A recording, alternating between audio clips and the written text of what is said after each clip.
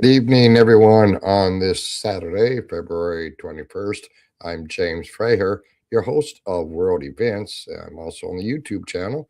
And Thursday night on the 19th, I had the great opportunity to go to an event at Jamie's Outpost in Utica, Illinois. And it was put on by Guns Save Life, and it was a real good event. There was a best guest speaker there, and we'll get that to a little bit. But since we were at Jamie's Outpost, I'm going to bring up a video of Jamie's Outpost.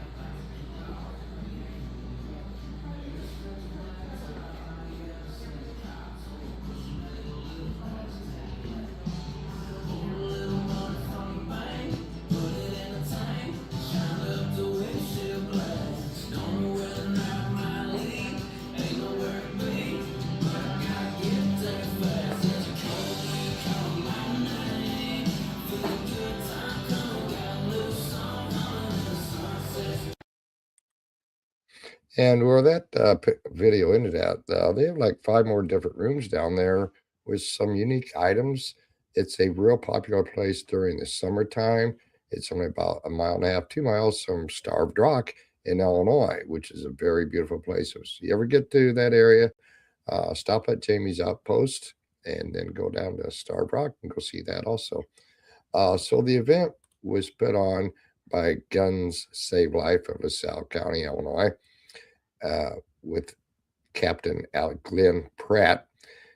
And the guest speaker was Rodney Perez from the PFA, the American Patriot freedom fighter, fighting to save our children from sex trafficking.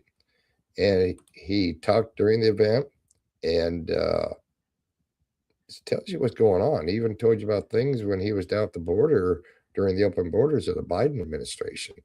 And it's sort of sad what goes on. And he operates out of Chicagoland area, and he also talks about the online predators. And so take heed of what he has to say because it's very informative, and this stuff really needs to be have to looked at and be aware of, and maybe teach your kids uh, how to not get themselves into a predicament like that with these predators. So I'm going to go ahead and bring this video up here as Rodney. It's going to be a little bit weak, so I have the volume as high as I could, so you may want to turn your volume up a little bit in your TV. Okay, here we go. This is beautiful. Full house. Seeing that we're a God and Country group, that's the order that we're going to start this meeting. Join me in a prayer if you would.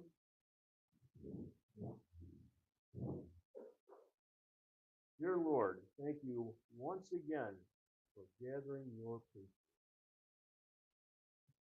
There's a lot of work to do. We want to thank you for good things that are happening. All the bad guys that you have exposed, and it looks like there's someone more this time. They get credit for what they've done. We thank you for that. And we are your boots on the ground. What would you like us to do? We all get different gifts. Help us to see it. We want your little help in it. We just want to thank you ahead of time for all the wonderful things. Thank you, thank you, thank you. In Jesus' name, amen. And now the pledge, please. I pledge allegiance to the flag of the United States of America and to the republic for which it stands, one nation, under God, indivisible, liberty and justice for all. Okay, thank you. This is the part where normally spell out all the counties everybody came from, but we've got so many people here, so many different counties. We got at least 100-mile radius covered, so I'm not going to take time with that because we've got a lot of great guests that you're really going to want to hear. So we're just going to jump right into it right now. Please give a big hand to Rodney Perez, who heads Patriots for America. You're going to like what he has to say.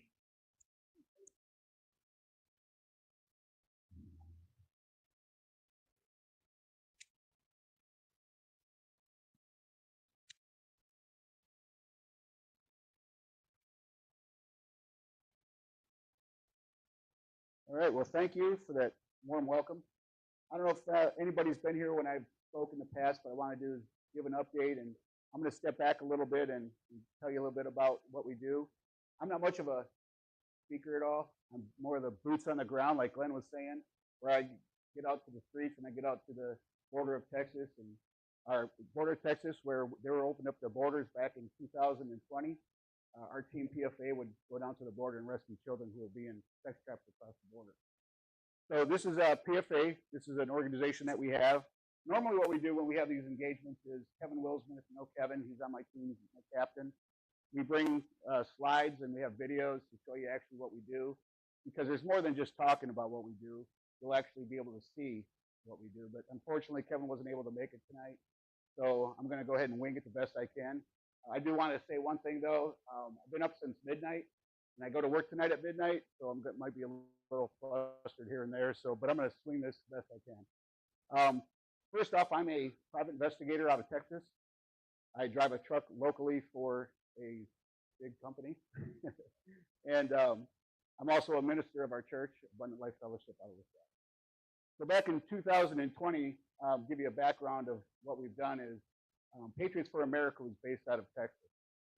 When Biden opened up the border, as we all know, we had a big influx of migrants coming across.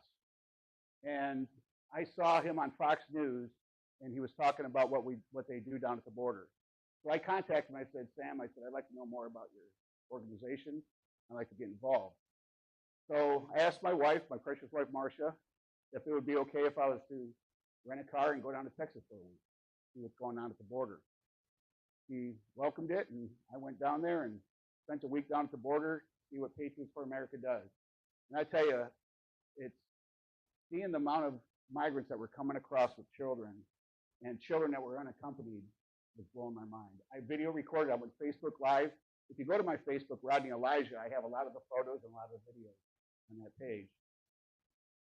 So I spent a week down there rescuing children who were being sex trafficked across the border. These children were being raped.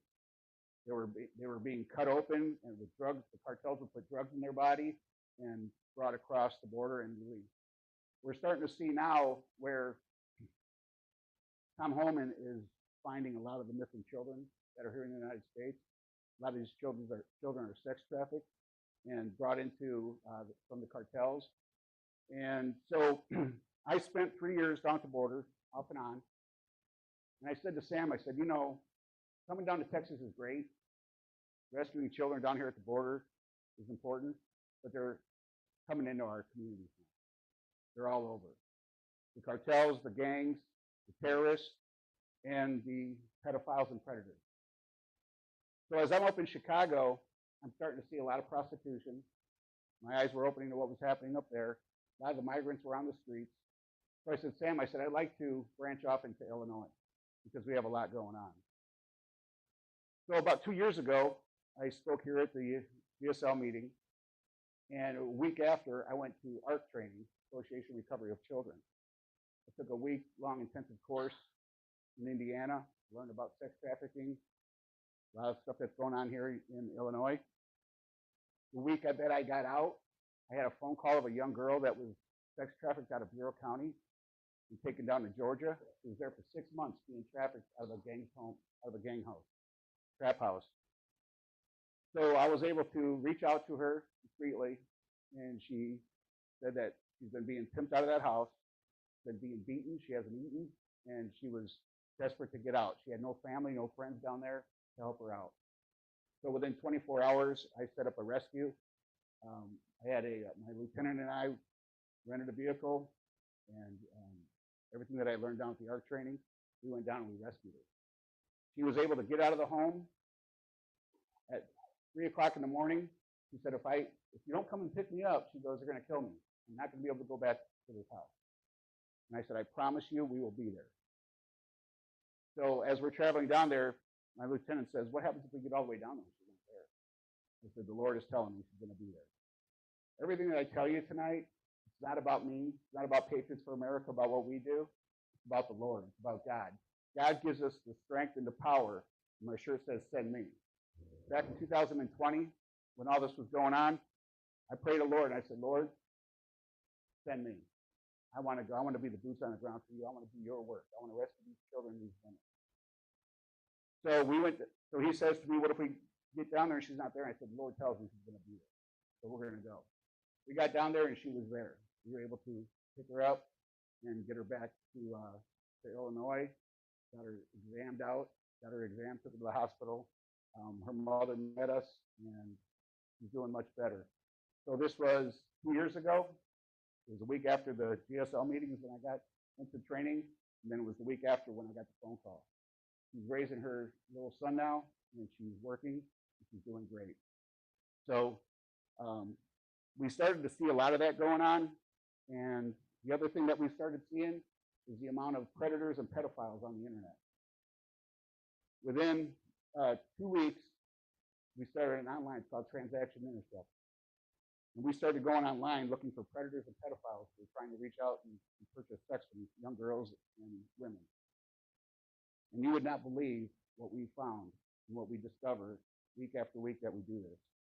I'm running the next intercept next Saturday, and every time that we run one of these transaction intercepts, we get 30 to 40 men within 2 hours locally trying to purchase sex from young girls and women. There was one man locally. He's a city official in our county. I'm not going to say no names, but he was down in Peoria at the boat trying to purchase a young girl for sex. And he sent me a picture of himself, and well, he thought we're decoys, right? So he sent the picture. I opened up the picture, and I'm like, you got to be kidding me. I went to school with this guy. And he's a public official. There are so many. They walk in every neighborhood, every corridor. There's police officers, there's grandpas, there's truck drivers, there's judges, there's lawyers. You would not believe who's out on the internet trying to look for young children. I had a call from one of our strategic partners out of Texas.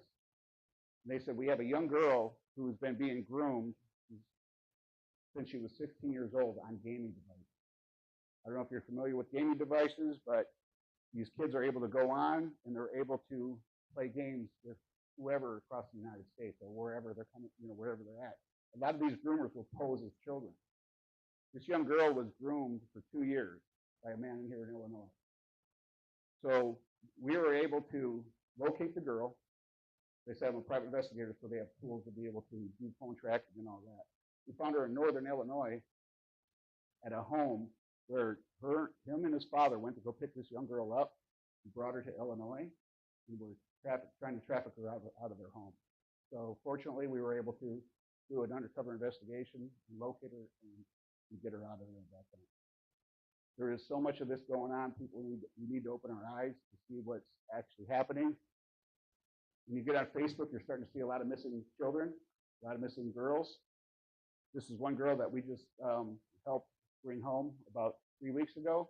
This girl was 16 years old, and with back to back, we were able to help locate her. And there was another one that was 14 years old that was missing. There's a lot of missing children out there. And what happens is, what we've discovered is that these young girls that you find missing, that there's missing reports on, some of these young girls are being sexually assaulted in their own home. And so they run away. And then they have the missing persons where, let's get these children back home. But sometimes that home isn't the safest place for these young children. So that's where we have to do our investigations and work alongside law enforcement to try to make sure that these girls or these young boys are not going to be sent back to a home where they're being sexually assaulted or abused in any way. There's a young lady. Her name is Kay. She was out of Chicago. She's 26 years old. She contacted us and said that she's being sex trafficked by her ex-boyfriend, and he was pimping her out for about 2 years, and she was able to get away. She said, "I need to get to a home. I need to get to a safe place. Can you help me out?" So we were able to go up to Chicago to meet her. Her and her dog. Her dog's name is Midnight, and it was a rescue dog. And she says, "I need to get to a safe place, but I can't leave my dog." And she says, "I've been checking different homes, different safe houses, and nobody's accepting my dog. They won't let me bring my dog." So I talked to my wife, and and I said, "We can get her out of state. We can get her into a safe house out of state." And I said, "But the only way she's going to go, the only way we can really help her is if we take her dog and foster it." And my lovely wife said, "Sure." So we've been taking care of Midnight now since November. We got her to a safe house out of state, and she's doing great. She just sent me a message. In fact, if you go to my Facebook, you'll see her. I got her face blurred out. I've got her dog blurred out, and she wrote a little testimony and what she's gone through, and her survival skills that she's taken now. So the safe house that we have her in is Christian faith-based. So she's actually going to Bible school, and she's just receiving her. They do it like a graduation down there, so she just received a certificate. So there are great things happening. There are so many of these different places throughout the United States where we could take women to, or children, to get them into a safe house. So it's really important that we open our eyes to what's happening out there and pay attention. If you see something, you've got to say something. I know we hear that a lot, but you really have to do it. You have to reach out to somebody. We have every week. In fact, we're going Saturday. And Glenn, we have to give Glenn a big kudos. We call him Glenwiches. So Glenn makes us sandwiches, and we go up to the city of Chicago. It's kind of our undercover thing, but we go as a church, and we feed the homeless, and we try to build and establish a relationship with the prostitutes and the women who are working the streets. And once we build that relationship, we try to get them off the streets. A lot of drug addicts up there. We try to get them into rehab and detox. So what we do is we take clothes. We have a bunch of donations dropped off at the house. We take them up to a warehouse. Cookie Kingdom has let us take some space, and we're able to store a lot of our clothes, jackets, pretty much everything that we need for the homeless up there. And Glenn makes us sandwiches. He makes peanut butter and jelly and ham sandwiches, and they love them. So we call them Glenwiches. So when we see the regular homeless people up there, they're like, "Do we have a Glenwich? Do you have any Glenwiches?" So thank you, Glenn, for doing that. But when we go to the streets, I don't know if you've seen a lot of the tents or many of the tents up in Chicago or even down in Peoria. They're kind of all over. The state of Illinois is just, people can't afford housing. They're living in their cars. They're living in tents. Veterans, it's a shame that veterans are having to live in tents. There's a Holiday Inn off Cicero Avenue up by Midway Airport that I went by there 3 days ago. And it looks kind of vacant right now, but that's where they were housing the migrants. They were housing the migrants up there, but yet they have homeless vets and veterans living on the streets, and just people in general. I mean, they can't afford so many people have just turned to drugs and turned to just living on the streets. They can't afford a home, living in their cars. There's abandoned cars that are on the side of the road. So we go to Cicero Avenue from Midway Airport all the way up to 290. We're there from like 9 o'clock at night till 2, 3 o'clock in the morning, helping these people out because nobody else is. They can't count on the city of Chicago to help them out. All they do is they'll make a move around the corner to another location. The homelessness in Illinois is just unbelievable. So we go up there and do that, and we were able to reach out to a couple of the women who were being trafficked on the streets, drug addicts. We had one young man that came up to us, and this is the Lord. So this man comes up. He was walking across the street on the other side, and he comes up to us, and he says, "What are you guys doing?" And I said, "We're feeding homeless. Would you like a sandwich?" And he goes, "No, I don't want a sandwich. I need some help." He goes, "As a matter of fact, right now, I'm going to go to the bridge and I'm going to jump off because my life is done. There's nothing to live for. There is nothing to live for." He goes, "I got divorced 3 months ago. I started doing heroin again. And of course, we know that heroin is laced with fentanyl." He says, "And I'm done with life." He says, "I've tried going into rehab, detox. It doesn't work." And I said, "Can we pray for you?" He says, "Yes, you can." So we laid our hands on him. We prayed with him. And he just started bawling. He started crying. You can just see that release of the Holy Spirit. And he says to me, "I want help." I said, "Are you willing to go right now tonight?" And this was about midnight. He says, "Yes." So I called the Chicago Fire Department, which is paramedics, and they brought the ambulance and they took him. And I try to keep in contact with these people because we want to know it. You know, we want to continue our relationship. We want to help them out because drug addiction is real and it's hard to break. It's hard to break. Just like the issue that we're having on the internet, just like we're having with men, and I'm going to say this, men with pornography and women with pornography. Pornography is the key to a lot of the criminals that we're dealing with on the streets, on the internet. What happens is this pornography, men are getting on the internet and they're looking at the fantasies. Eventually that fantasy is going to have to come out and play it. And I've talked to a lot of these men. After I was able to establish a relationship with some of them online, they'll say that. They'll say, "This started with pornography." And then they branched it off because they want to bring that to reality. So they're going online and they're looking for young girls, for women to fulfill that fantasy. Pornography is real. It's an addiction and it needs to be broken. And it can only be broken through the Lord Jesus Christ and break those addictions. Whether it's drug addiction, whether it's alcohol, whether it's pornography. It's a real thing that we're facing here in America, throughout the world. I've got some business cards up here. I don't know how much more time I have, but like I said, if I had Kevin here with the slides, you can actually see, you know, the reality of it, what we do on the streets and what we do throughout Illinois.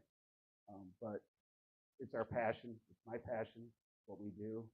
And anybody who wants to, you know, maybe donate some clothes, some jackets, or whatever, you can get a hold of Glenn, and we can get that picked up or dropped off because we could always use more items. If anybody has any questions, I'll take them, you know, a few questions for you.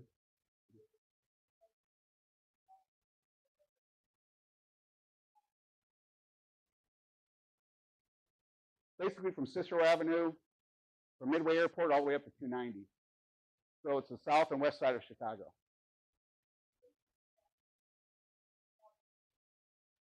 Yes, but we do bounce over. So when we're traveling and we see homeless, we'll stop and we'll try to get around a little bit. But we're trying to keep that relationship established because a lot of these, actually not a lot, but most of the women don't trust men.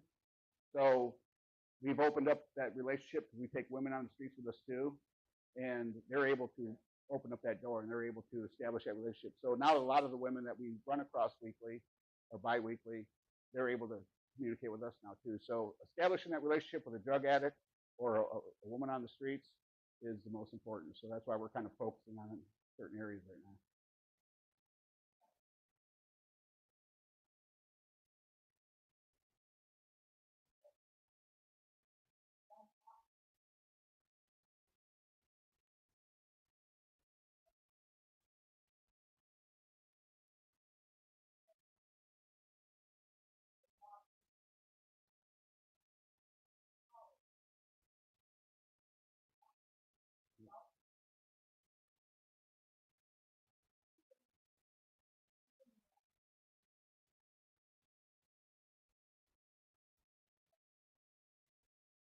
Absolutely. And if anybody's interested, we don't take anybody to the streets with us. We have a very small group. And the reason why is because we can't just take anybody up there. It's dark, it's evil, and we actually deal with the pimps, the gangsters. Um, they'll come up to us, ask us for food, they'll ask us for a jacket, or they'll ask us for something, and we've established that relationship too, so we're safe. We've been doing it now for 2 years, and like I said, we're in the darkest alleys in the streets of Chicago every other weekend, and nobody's ever bothered me. Of course, I carry when I go there, but first and foremost, I carry the Lord with me, the shield of protection, right? So our team has never been hurt, never been bothered, never been attacked. These gang members and pimps will actually come up, and they don't know what's behind the agenda, because they would get a little, they probably would want to take us out if we're trying to take their women off the streets or their drugs or whatever. So we go there and just share the Lord with them, pray with them, we pray with gang members and pimps. So that's the key. Yep.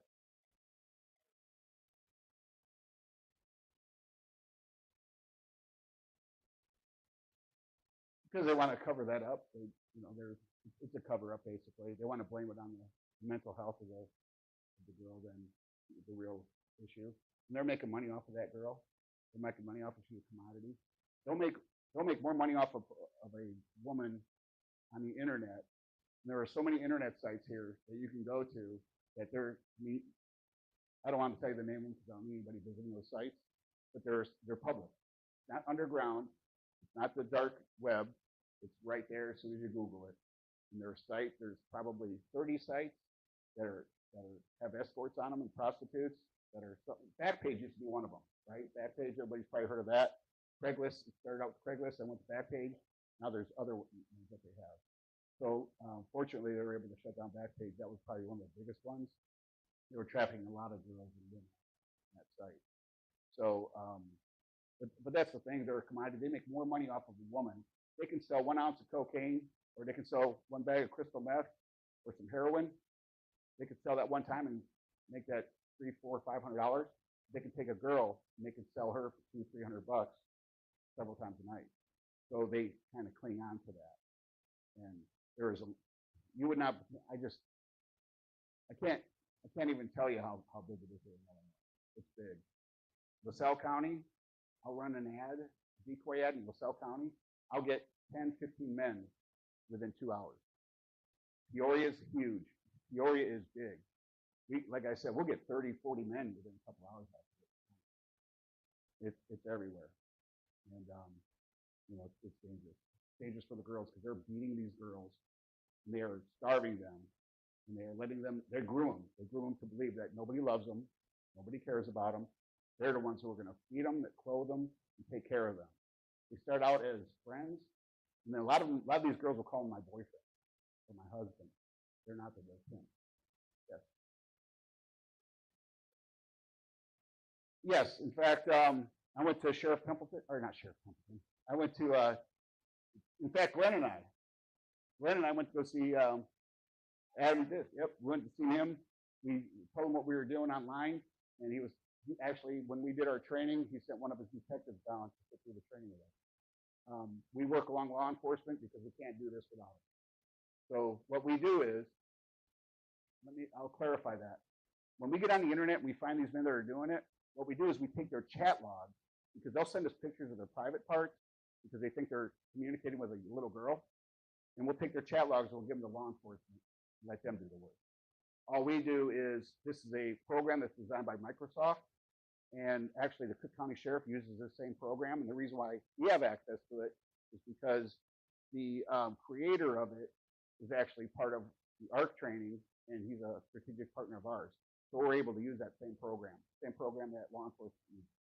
So what we'll do is we'll just take those chat logs. They'll never find out who we are. We'll give the chat logs to law enforcement. It has their phone number, it has their address, and it has all the information. We'll let them take over it from there. There was a gentleman, and I don't know if I would call him a gentleman, but there was a male out of Morris, Illinois. I told this once before. He reached out to us, and he thought it was a 14-year-old girl, and he had an apartment. He was going to pay her $200 to come over and have sex with him. He's 14 years old. He gave us his address. We had his phone number. And when I started to talk to him, and I said, "Hey, we're not law enforcement. We're not in trouble right now, but I want to have a conversation." And I said, "Man to man, let's talk about this." And he says, "I just wanted one last hurrah before I blew my brains out." I said, "No, you don't need to do that." I'm texting him back. I said, "You don't need to do that." I said, "Let's just have a conversation." So I wanted to try to witness him, to administer to him for that at that time. And he never responded. And I said, "Hey, like I said, you're not in trouble." I said, "Are you okay? You don't need to be doing that." No response. So I called the Morris Police Department. I gave them all the information, gave them the address, the chat logs, and later on that evening, the Morris Police Department called me back and said they were able to locate him, and he agreed to go get help and into the hospital to be evaluated. So there's a lot of it going on out there. So we work right along with it. It's the only way we can do that. Anybody else? Yeah, go ahead.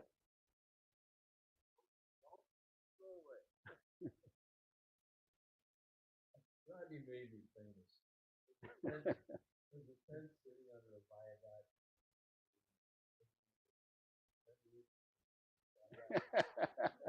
I never arrived.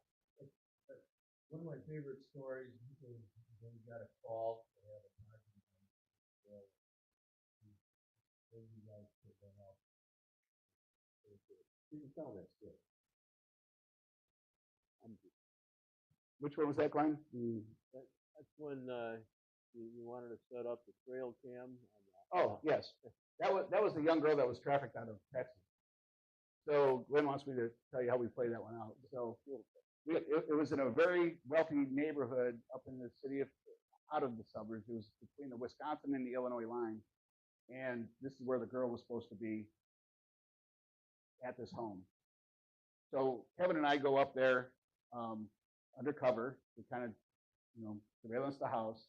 But it was on an area where on one side was all trees and bush, and on this side were all these $500,000-$700,000 homes. And there was no vantage point to really watch the house. So we got pictures of the house, we got pictures of the area. We went home and we said, now we got to go back and try to figure out how we're going to set up cameras, how we're going to be able to find out if she's there. It just so happened the house was for sale. So I tried to set up something with my wife and I to go see a viewing of the house. Contacted a realtor, and unfortunately that day they decided to take it off the market. So I went to Rural King and I bought a hard hat or 2 helmets with the yellow construction helmets, and some vests. And we were going to play arborist, being that there was trees across the street and bushes and everything, right? So Kevin and I go there on a Saturday. We had trail cams with us, and I had this big piece of bark off the tree, and I'm holding it. And all of a sudden, a car pulls into the driveway, opens up the garage door, and my heart starts beating.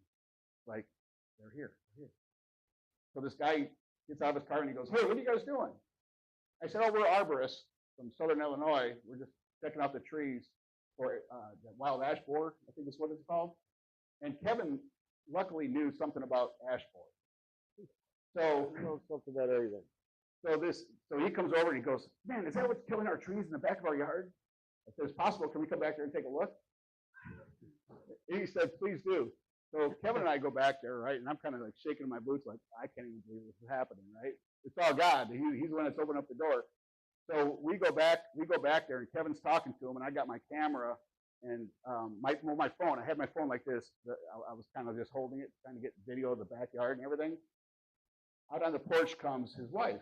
And she says, "Oh, what are you doing?" He goes, "Honey, they're arborists. They're checking out our trees. We think that's what's killing our trees in the back." So she comes down. She's having a conversation with us. And all of a sudden, the door opens again, and here comes that girl out on the back balcony, wearing a black dress, like one of those gown dresses. And she's just standing there. And I could not believe it. My heart sunk. I'm like, this is her. So we held a conversation with the father, or with the dad and the mom of the boy that had her. And I says, "Oh, is that your daughter?" And she says, "No, that's my son's girlfriend." And I'm like, here we go. So we were able to take that information, get it to Texas. They were they had the FBI actually, the marshals looking into this case, and they just needed verification that she was there. So we did our part, and the marshals did that. We just need to verify that she was there because they didn't have anybody else in Illinois to do that investigation. So that's the story that he's talking about. That's Little one undercover of my work. favorites. So, but that, no, I don't post stuff like that. I don't post on there, but just because I don't want to, you know, she was a minor. Like the girl that I have on there now, she's over 18, but her face is blurred out. Peyton color K. So she's on the Facebook, and then I have other things that we do in the city on the page.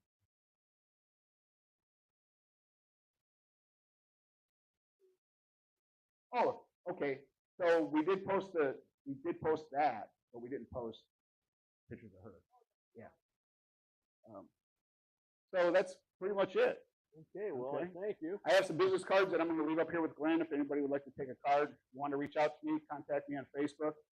If you're interested and you're you're a Christian and you want to get to the streets and possibly get out there and pray with some women and some men on the streets and kind of get out there and do it. Not everybody's boots on the ground, but there's other ways you can help. We need prayer teams.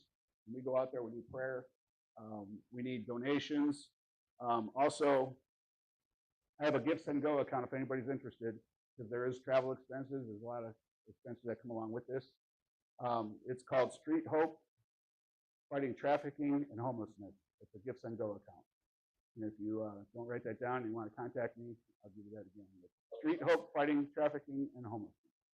So I want to thank you all again for inviting me in, and I really enjoyed sharing these testimonies.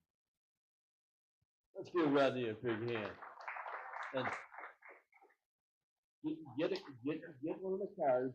And I know firsthand what they do, and I pretty much know what the costs are, and I know where the money, most of the lion's share of the money is coming from, and that's out of their pocket.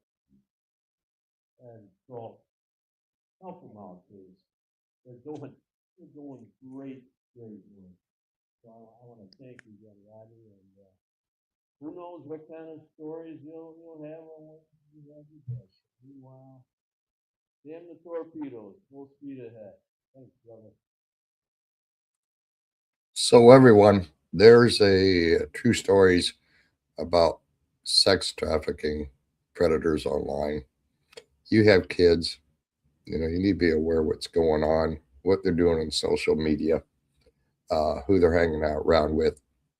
If they have change in difference of activity that's not normal, you need to start questioning it, and how you go about that.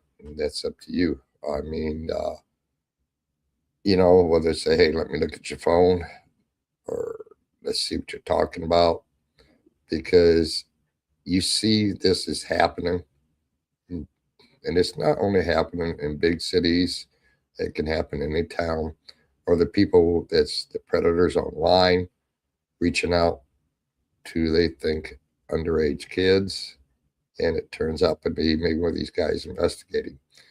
Uh, and the thing about the borders, you heard what he said about the borders from the beginning, and it's bad when